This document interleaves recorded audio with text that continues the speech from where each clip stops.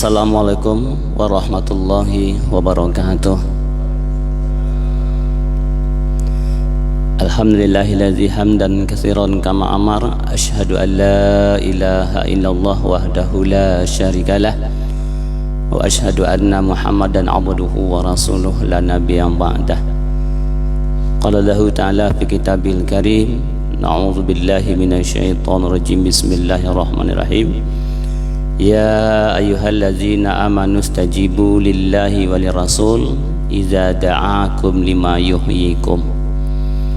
Wa qala aidan qul in kuntum tuhibbunallah fattabi'uni yuhibbukumullah wa yaghfir lakum dzunubakum wallahu ghafurur rahim. Bapak Ibu jemaah subuh yang dirahmati Allah, syukur kita kepada Allah, kemudian selawat kita kepada Nabi Muhammad sallallahu alaihi wasallam. Alhamdulillah, Allah berikan kita kemampuan untuk duduk dan sholat berjemaah di masjid ini. Sholat subuh ini Masya Allah luar biasa. Kata Nabi, kalaulah kalian paham tentang sholat subuh ini berjemaah, kalian akan datang dalam keadaan merangkak-rangkak. Walaupun merangkak-rangkak, pasti kalian akan datang. Keuntungannya, jangankan sholat subuhnya, qabliyah subuh, ya, sholat sunnah fajar itu khairu minad dunya wa ma fiha, lebih baik daripada dunia dan seisinya. Malahan menurut Ibnu Jauzi, qabliyah subuh ini bagi Nabi adalah wajib. Ya, qabliyah subuh bagi Nabi adalah wajib. Itu menurut Ibnu Jauzi.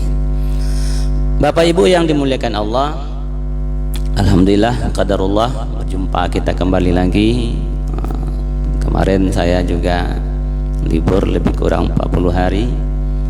Saya ke Jambi selama 40 hari. Karena jamaah saya tuh ada jamaah masjid, ada jamaah yang di pasar-pasar. Nah, jamaah masjid nih, jamaah yang sudah rindu dengan masjid. Tapi jamaah yang di pasar-pasar, ya itu ndak mau ke masjid. Bahkan saya masuk ke lokalisasi, ya lokalisasi di satu tempat di Jambi itu, ya jamaah kita juga. Artinya orang Islam juga. Ya, orang Islam juga. Siapa yang nak nyampaikan kebenaran ke sana kalau bukan kita? Ya, maka kita telusuri lokalisasi itu.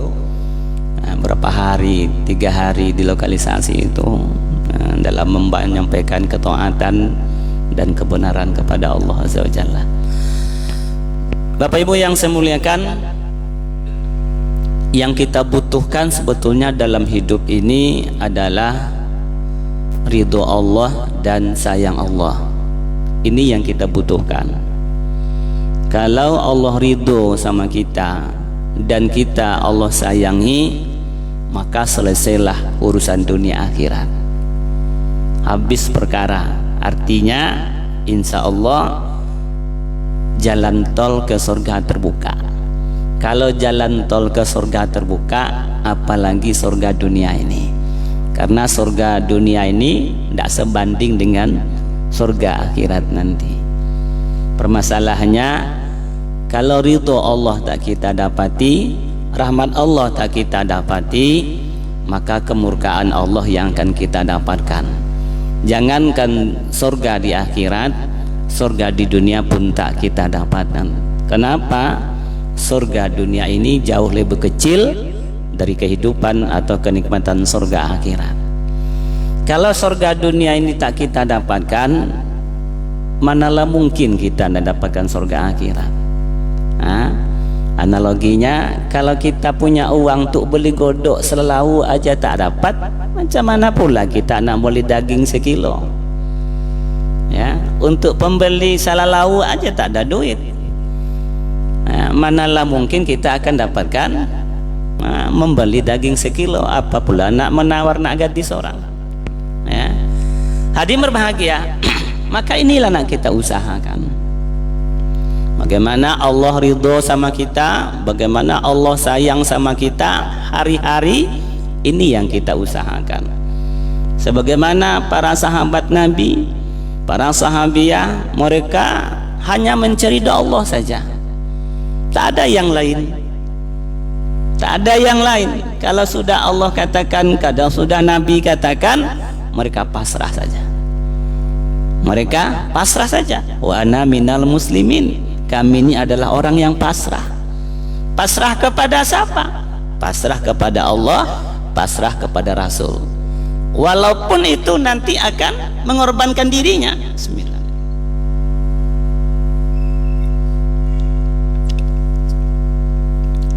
Walaupun itu nanti akan mengorbankan dirinya, mengorbankan hartanya, mengorbankan nyawanya, mereka tak peduli gitu. Di perang Mut'ah itu satu perang di zaman Nabi, umat Islam 3.000 orang, kaum kafir 200.000. Ya, di perang Mut'ah. Bahkan kekalahan, ketika mulai kekalahan di perang kafir, ditambah lagi sebanyak yang sama. Coba bayangkan, jumlah Islam berapa? Cuma 3.000 orang. Penyebabnya ketika Nabi mengutus utusan, maka utusan dibunuh oleh orang kafir itu. Nabi marah, ya, karena dalam adab berperang utusan tak boleh dibunuh. Utusan tak boleh dibunuh. Nah, karena utusan yang diberikan Nabi, yang dikirim Nabi dibunuh oleh orang kafir itu, ya, maka Nabi marah. Maka dipersiapkanlah 3.000 pasukan. Pasukan yang akan dihadapi mendengar Nabi menyiapkan 3.000 pasukan, maka kaum Quraisy, kaum kafir itu bersatu. Ya, kaum kafir itu bersatu. Maka 200.000 terbentuk untuk menghadapi perang Mut'ah dengan Heraklius diantaranya. Mulai dekat kalah, maka datang lagi 200.000 orang. Hadirin berbahagia, menjelang berangkat itu, maka diangkatlah pemimpin perang itu. Siapa dia? Ya, dia adalah Zaid bin Harisah. Zaid. Maka kata Nabi, kalau nanti Zaid mati, maka yang memegang kendali pimpinan pasukan umat Islam itu adalah Ja'far bin Abu Thalib.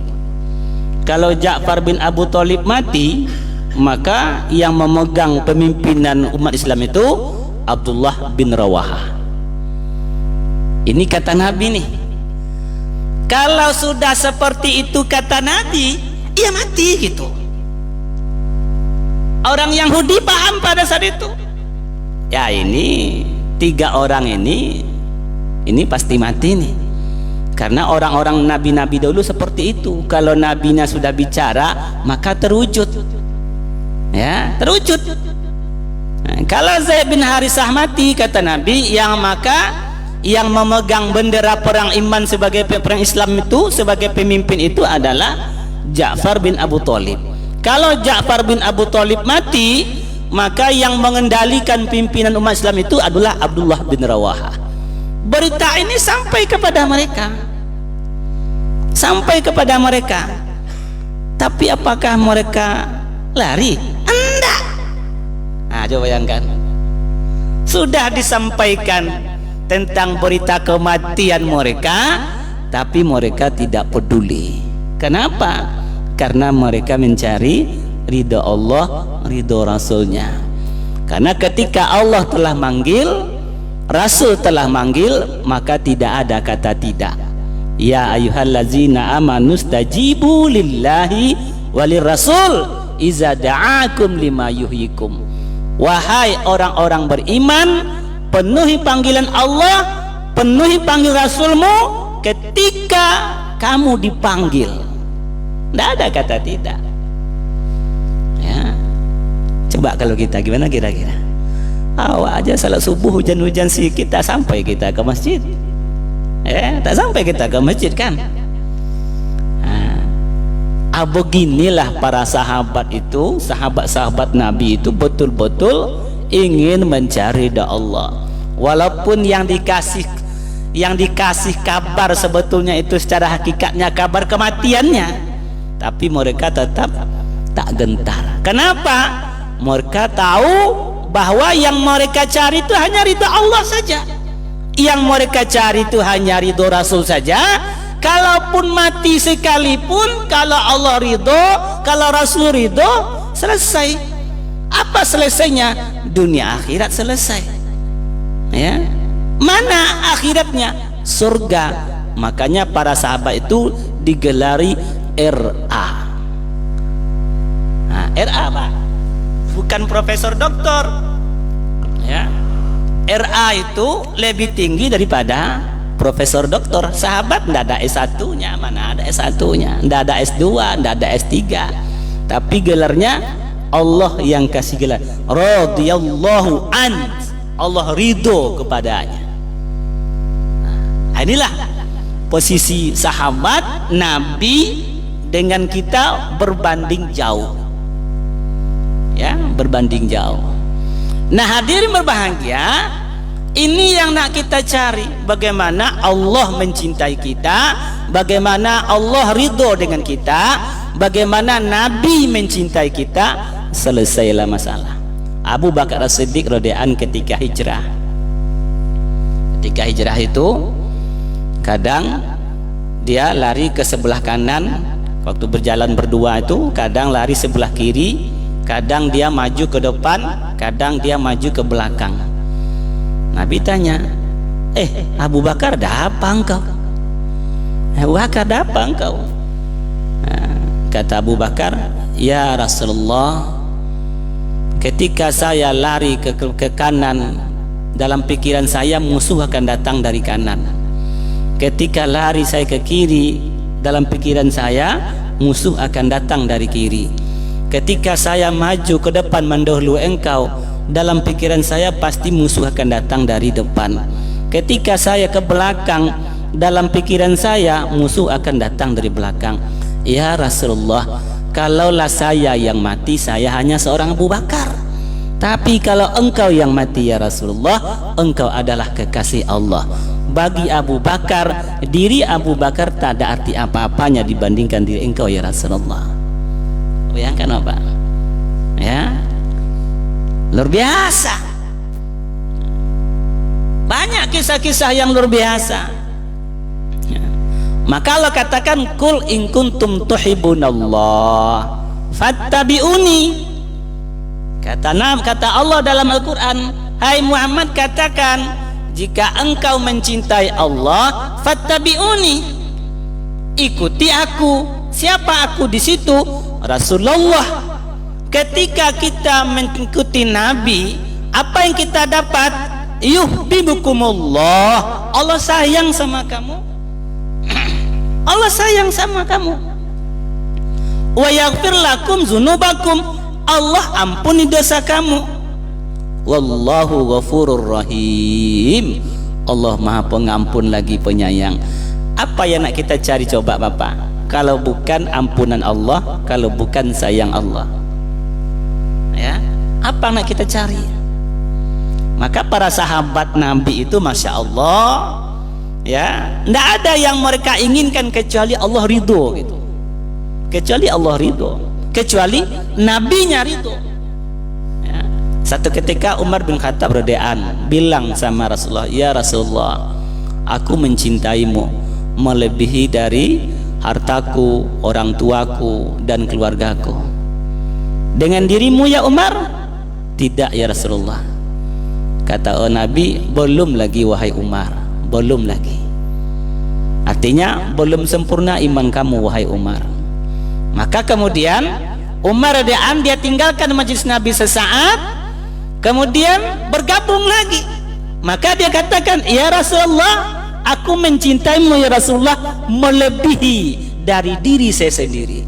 Kata Nabi, baru sekarang wahai Umar, baru sekarang. Artinya baru imanmu sempurna wahai Umar. Abdullah anaknya heran menengok Umar, bapaknya sendiri, kenapa berubah dalam sesaat saja? Maka dia tanya, ya ayah, kenapa ayah berubah dalam sekejap saja? Padahal sebentar barusan ayah bilang bahwa ayah mencintai Nabi, tapi dibandingkan dengan diri ayah lebih mencintai diri ayah ketimbang Rasulullah. Apa yang terjadi kok berubah dalam sesaat? Ya, kata Umar kepada anaknya, wahai anakku, tadi ketika aku tinggalkan majelis Rasulullah SAW sesaat, saya berpikir, dalam pikiran saya itu, saya ini dapat hidayah berkat siapa? Maka saya jawab, nanti saya berkat Rasulullah, doa Rasul yang diberikan kepada saya. Kemudian saya pikir lagi, nanti di akhirat saya yang butuh Rasulullah kah atau Rasulullah yang butuh saya? Maka saya pikir-pikir, nanti di akhirat itu yang butuh itu ya saya kepada Rasulullah, bukan Rasulullah yang butuh saya. Karena saya yang butuh Rasulullah, maka saya lebih mencintai Rasulullah ketimbang diri saya sendiri. Ya, kalau kita pernah tidak berpikir seperti itu? Ya, pernah tidak apa? Inilah yang nak kita tanamkan, mencintai Allah, ya, mencintai Rasulnya tak bisa dipisah. Nah, karena syahadat kita syahadatain, dua kalimat syahadat. Syahadat kepada Allah, syahadat tauhid, syahadat kepada Nabi, juga syahadat mengikuti Rasulullah. Ya, maka kita baca asyhadu an la ilaha illallah wa asyhadu anna Muhammadar Rasulullah. Aku bersaksi, sesungguhnya aku bersaksi, meyakini bahwa tidak ada ilah kecuali Allah. Kita nafikan semuanya. Kita nafikan semuanya. Kemudian kita juga menafikan juga semuanya. Setelah kita menafikan, meniadakan ilah itu kecuali hanya Allah, maka kita juga nafi isbat kepada Rasulullah. Bagaimana? Wa asyhadu anna Muhammadar Rasulullah, bahwa saya juga bersaksi Nabi itu adalah utusan Allah. Artinya apa? Kita nafikan semua kehidupan ini. Tidak ada cara lain untuk mendapatkan kebaikan dunia akhirat kecuali hanya dengan mengikut Rasulullah Sallallahu Alaihi Wasallam. Tidak ada jalan lain gitu. Boleh jadi jalan ke Roma itu banyak, tapi hanya satu jalan ke surga. Siapa dia? Mengikuti Rasulullah Sallallahu Alaihi Wasallam. Ya. Suatu ketika Umar datang kepada Nabi membawa Taurat, kitab Taurat, sampai ke tangan Umar. Maka Umar bilang, ya Rasulullah, ini ada Taurat, bagaimana pendapat engkau? Mendengar itu muka Nabi merah. Ya, muka Nabi merah. Menengok muka Nabi merah, maka sahabat yang lain bilang, wahai Umar, apakah engkau tak perhatikan bagaimana raut wajah Rasulullah? Pada saat itu barulah Umar tersadar. Ya, baru saat itu semua sadar. Ya Rasulullah, saya bersumpah akan mengikutimu ya Rasulullah. Kata Rasulullah, wahai Umar, andaikan Musa hidup hari ini, maka dia akan mengikut kepadaku. Bayangkan, andaikan Musa hidup hari ini, maka dia akan ikut kepadaku. Maka Bapak Ibu yang dimuliakan Allah, tidak bisa, oh saya Al-Quran sajalah, tidak perlu hadis Nabi, ya tertolak, batal syahadat kita. Ada ingkar sunnah namanya, dia hanya butuh Al-Quran saja, ya, tidak butuh kepada hadis, karena Nabi itu juga manusia.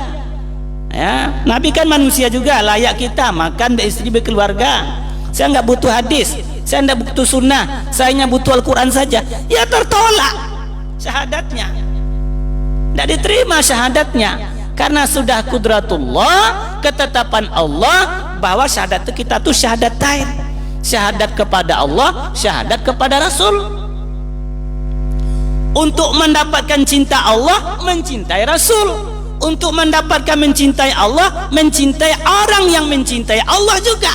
Dan untuk mencintai Rasulullah, mencintai orang yang mencintai Rasul, termasuk keluarga Nabi. Ya, makanya Syiah itu dianggap kafir. Kenapa? Karena dia tidak mencintai keluarga Nabi. tidak mencintai orang yang mencintai Nabi. Abu Bakar As-Siddiq dikafirkan, Umar bin Khattab dikafirkan, padahal itu sahabat Nabi adalah sahabat-sahabat yang pertama. Ya, seperti itu. Jadi Bapak Ibu yang dimuliakan Allah, maka tidak ada jalan lain ya kecuali dengan mencintai Nabi. Cinta kepada Allah, bagaimana mencintai Allah? Ada seorang ulama yang bernama Sahal, dia katakan, kalau kalian mencintai Allah, kalian mesti mencintai Al-Quran. Ini dia. Kalau kalian mencintai Allah, kalian mesti mencintai Al-Quran.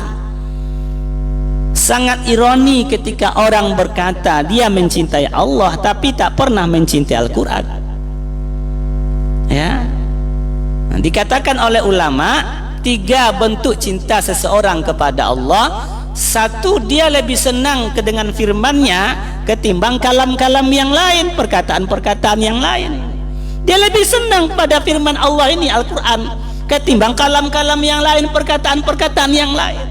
Apapun perkataan di dunia ini, tidak ada yang lebih hebat daripada perkataan Allah dan Rasulnya. Tidak ada. Cuma kita kan kadang-kadang kan susah. Ya, kalau kita dulu waktu kuliah kan, itu menyusun skripsi itu yang kita kutip apa?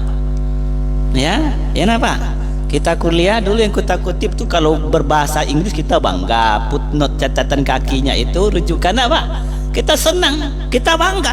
Wah ini nih, oh masya Allah, ini catatan ini rujukannya ini berbahasa Inggris segala macam. Wah bangganya kita merasa hebat.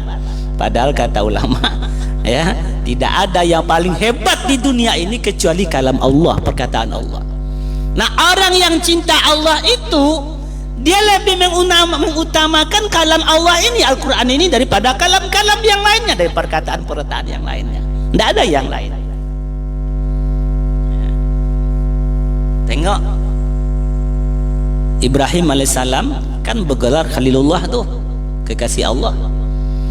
Satu kisah yang masyhur yang sering juga saya katakan, satu ketika dia berada di tanah lapang dalam mengembalakan kambing dan hewan-hewan ternak lainnya, padang rumput yang sangat subur. Ibrahim itu adalah salah seorang nabi yang kaya, punya perkebunan, punya peternakan, punya pertanian ya. Maka Nabi bilang kepada malaikat, tengok tuh kekasihku tuh, seorang yang soleh. Kata malaikat itu, ya Allah dia kaya. Gitu, dia kaya. Maka kata Allah, kalau gitu coba aja turun, coba kamu tes saja. Maka malaikat Jibril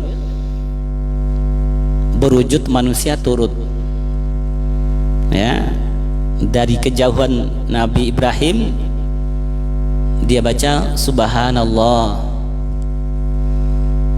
Ketika dibaca Subhanallah, Nabi Ibrahim cari-cari dari mana lah suara, dari mana suara ini. Begitu orang yang mencintai itu, ketika namanya disebut senang. Coba kalau nama istri kita disebut, apa kira-kira? Wih, ya yang awak disebut-sebut mah ada bergetar hati itu. Padahal bukan istri kita yang dimaksud, namanya aja yang sama. Namanya aja yang sama, tapi karena berkaitan nama itu sama dengan nama keluarga yang kita cintai, kita ada ya, kalau berita itu buruk kita akan sakit, kalau berita itu senang kita akan juga senang. Nabi Ibrahim layaknya orang mencintai kepada yang dicintainya seperti itu. Dibaca Subhanallah, cari-cari mana suara. Nampaklah seorang pemuda. Dia tanya, Tuankah yang mengucapkan Subhanallah? Oh iya. Emang ada apa? Tolong ulang sekali lagi ya Tuan. Oh enggak bisa. Tolonglah Tuan ulang. Enggak bisa. Tolonglah Tuan. Baik, tapi harus ada transaksinya, tidak gratis, kau harus bayar. Baik, saya bayar. Dengan apa kau bayar? Separuh dari hewan ternak saya ini, 1 subhanallahnya. Sana kira-kira kita tuh Pak, coba nih kan banyak jual-jualan tukang sate segala macam. Pak minta sate sebungkus, nih subhanallah saya ucapkan ya, boleh? Saya aja belum sanggup. Kita aja belum sanggup. Diucapkanlah oleh malaikat subhanallah, maka habislah separuh hewan ternak itu. Tapi tidak puas, namanya orang rindu kepada yang dirindukan. Tolong deh sekali lagi ulang. Baik, tapi dengan konsekuensi yang sama. Kau harus bayar, baik tidak apa-apa. Ya, diucapkan subhanallah, habislah seluruh hewan ternak itu dimiliki oleh yang mengucapkan ini. Tapi tidak puas juga. Tolong deh ulang sekali lagi. Dengan apa lagi kau bayar? Hewan ternakmu sudah habis. Ya. Kata Ibrahim, kalau Tuhan ucapkan sekali lagi, saya rela menjadi budak Tuhan dan saya rela mengembalakan hewan-hewan ternak Tuhan. Begitu Bapak. Ya, itu tidak ada yang lain kecuali yang disenangi Allah dan Rasulnya, begitu. Inilah orang bukti mencintai Allah. Maka dikatakan kamu mencintai Allah, kamu mesti lebih banyak bergaul dengan firman-Nya ketimbang kalam-kalam lain. Ya. Kamu mencintai Allah, maka kau mesti banyak bergaul dengan kekasih-kekasihnya ketimbang dengan yang lain. Kamu mencintai Allah, kamu mesti hanya mencari ridha Allah daripada mencari ridha yang lain. Maka dikatakan oleh Sahal bin Sahal, kalau kamu mencintai Allah, kau mesti mencintai Al-Quran. Mesti mencintai Al-Quran. Tidak bisa tidak.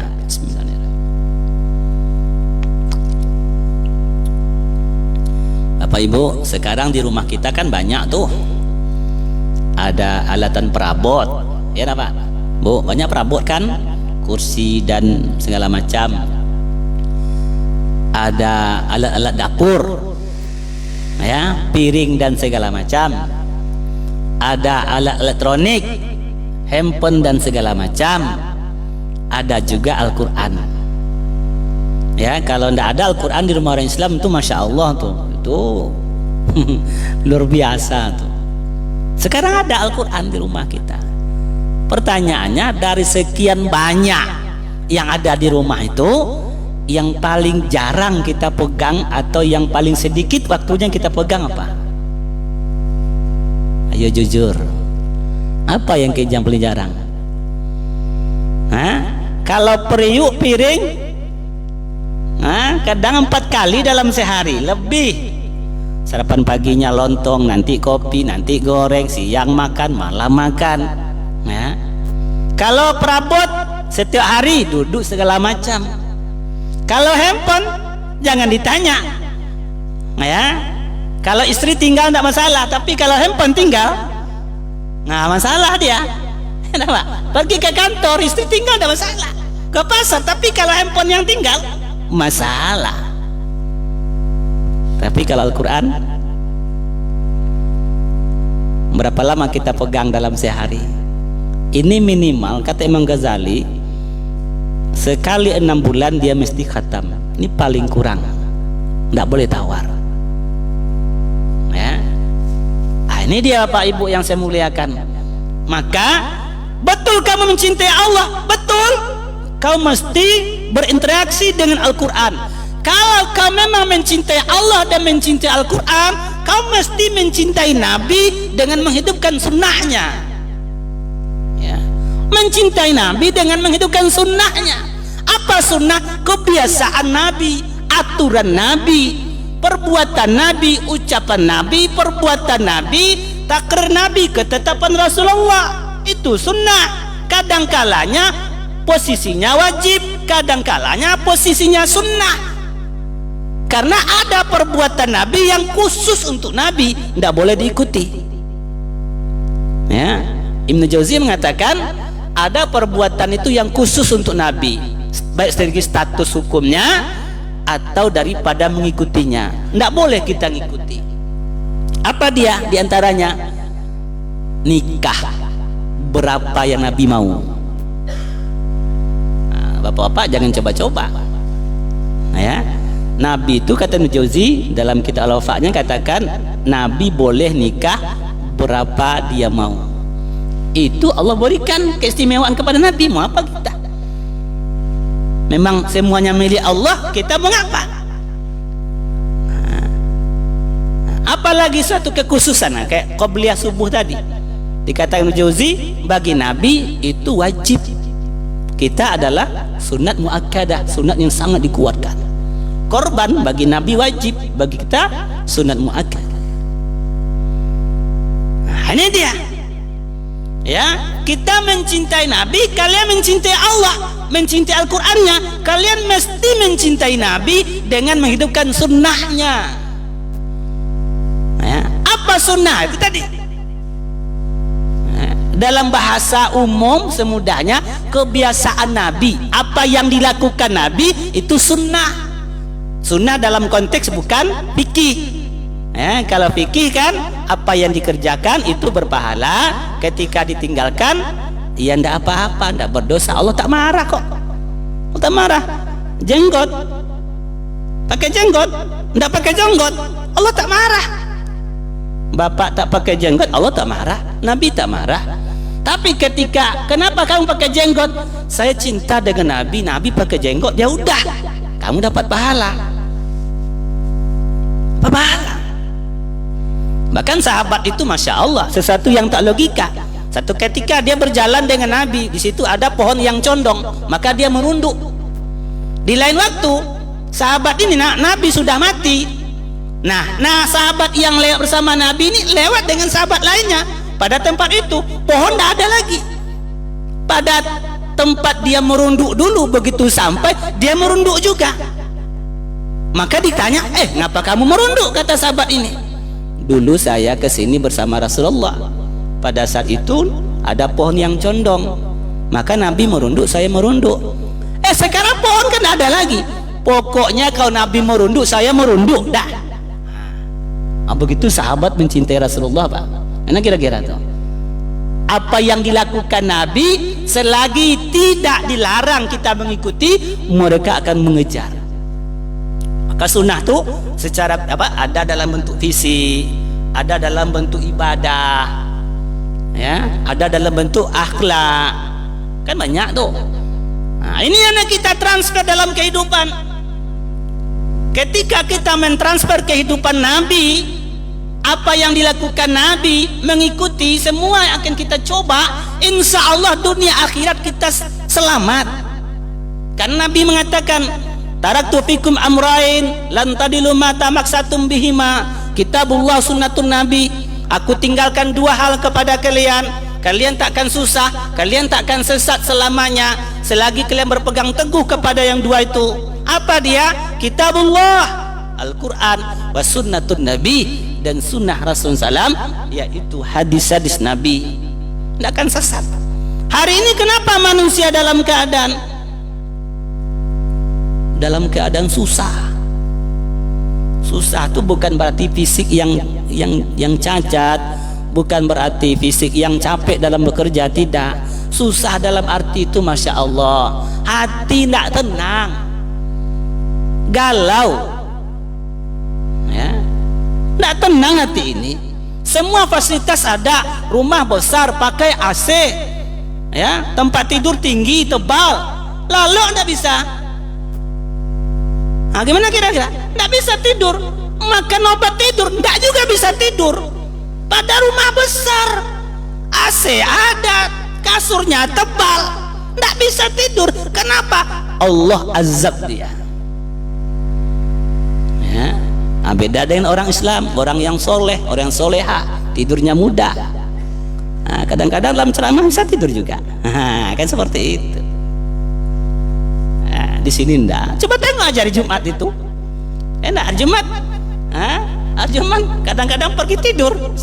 Begitu khatib sudah mulai salam, dia mulai lagi itu.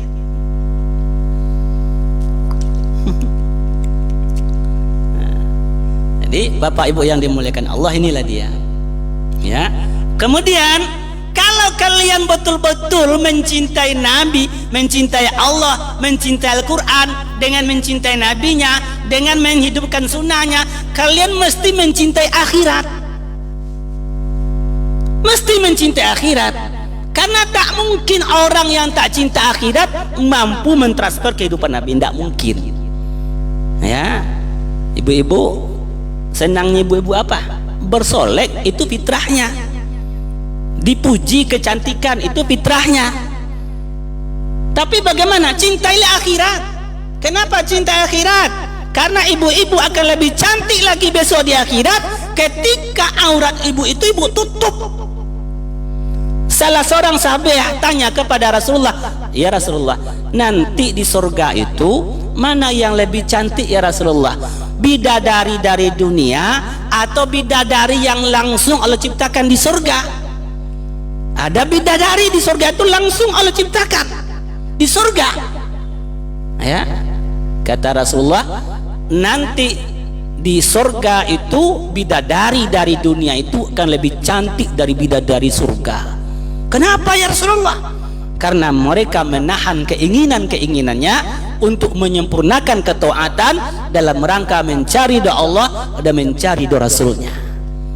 Nah, ibu-ibu kalau mau lebih cantik, siapa bidadari dari dunia? Iya, ibu-ibu, perempuan-perempuan yang ada di dunia ini. Ketika dia menghidupkan sunnah Nabi, mencari doa Allah, mencari doa Rasulnya, maka dia lebih cantik daripada bidadari dunia, daripada dari surga. Digambarkan bidadari surga itu bagaimana? Andaikanlah air ludah bidadari surga itu jatuh ke dunia ini hari ini, maka semua air yang ada di dunia menjadi manis. Coba bayangkan, setetes saja Pak. Ya, selendangnya bidadari surga itu lebih indah daripada dunia dan seisinya. Coba bayangkan, bagaimana indahnya bidadari surga itu. Tapi nanti ibu-ibu akan jauh lebih cantik daripada bidadari itu. Cuman tahan sedikit, jangan hari ini diumbar, jangan diumbar hari ini. Kalau kita diumbar hari ini auratnya segala macam, masya Allah, maka kalian mesti mencintai akhirat. Maka Allah katakan, laqad kana lakum fi rasulillahi uswatun hasanah. Kalian mesti mengikuti Nabi, sunnah teladan itu pada Nabi. Dalam diri Nabi itu ada teladan yang baik. Tapi kata Allah, bagi siapa? Liman kana yarjullah, hanya orang yang akan mampu menjadikan Nabi, mentransfer kehidupan Nabi itu diantaranya hanya orang yang mencari doa Allah wal yaumal akhir dan mencari kehidupan akhirat yang lebih baik. Nah, ini dia syaratnya. Kalian mesti mencintai akhirat. Ya, kalau kalian mesti, ya, kalau kalian mencintai Allah dengan mencintai Al-Qur'annya, kalau kalian mencintai Al-Quran dan kalian mencintai Nabi dan itu kan sunnahnya, kalau kalian betul mencintai Nabi dan sunnahnya, kalian mesti mencintai Al-Quran. Bagaimana mencintai akhirat? Bagaimana mencintai akhirat itu? Dengan membenci kehidupan dunia. Nah, sanggup tak kira-kira? Ini kata sahal. Bagaimana membenci kehidupan dunia itu? Dengan membawa seluruh fasilitas dunia ini untuk kehidupan akhirat. Nah, ini tidak dilarang kita kaya Pak, tidak dilarang. Tidak dilarang kita mencari harta sebanyaknya, tidak dilarang. Tapi semua ini dijadikan alokasi untuk mendapatkan akhirat. Kita punya anak, jadikanlah anak untuk akhirat. Kita punya harta, jadikan harta untuk akhirat. Maka Ali bin Abi Thalib katakan, wahai manusia, jadilah kalian anak-anak akhirat, karena akhirat semakin dekat. Jangan kalian menjadi anak-anak dunia, karena dunia semakin menjauh. Artinya apa? Kita semakin hari dekat kuburan. Kau yang hadir kau umur list lampu merah semua kita nih.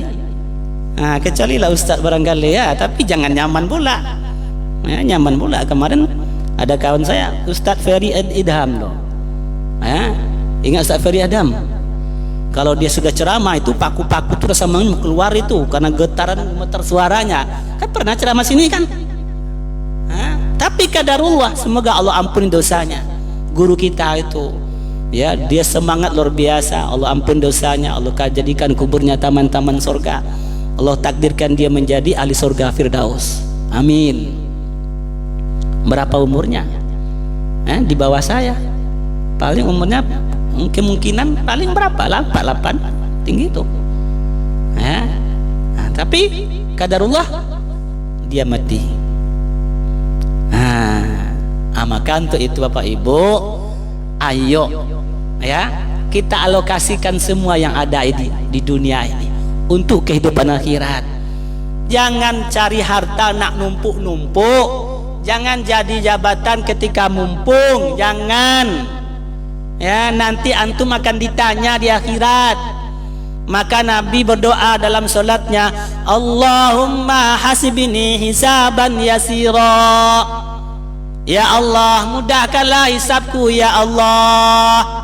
Setelah selesai solat, Aisyah tanya, ya Rasulullah, apa hisab yang mudah, yang ringan itu?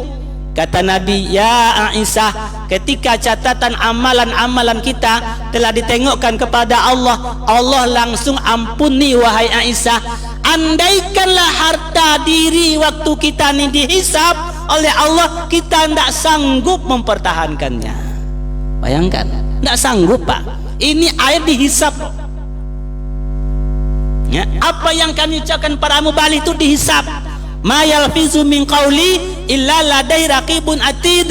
Tidak satu patah kata yang keluar dari mulut ini kecuali nanti ada malaikat yang kiri kanan yang mencatat, dan itu akan ditanya.